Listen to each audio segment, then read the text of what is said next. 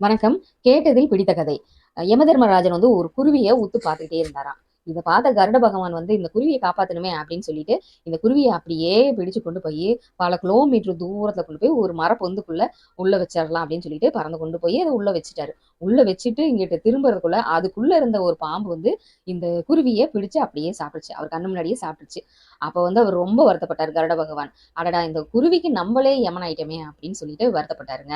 இத பார்த்துக்கிட்டே இருந்த யமதர்மராஜன் வந்து சொன்னாரு, "இந்த குருவிய வந்து நானு உத்து பார்த்துக்கிட்டே இருந்ததுக்கு காரணம், இன்னும் ஒரு சில நேரத்துல இந்த குருவி ஒரு பாம்பு கையால சாகப் போகுதுன்னு எழுதி வச்சிருக்கு. அதுவும் ஒரு பொந்துக்குள்ள இருந்து இந்த பாம்பு வந்து பிடிச்சு சாகும் அப்படின்னு சொல்லிட்டு எழுதிருக்கு. இது எப்படி நடக்கும் அப்படின்னு சொல்லிட்டு நான் பார்த்து யோசிச்சுக்கிட்டு இருந்தேன். அதுக்குள்ள விதிப்படியே இது நடந்துருச்சு" அப்படின்னு சொல்லி சொன்னாராம். வாழ்க்கையில் என்ன நடக்க வேண்டுமோ அது நிகழ்ந்தே தீரும்.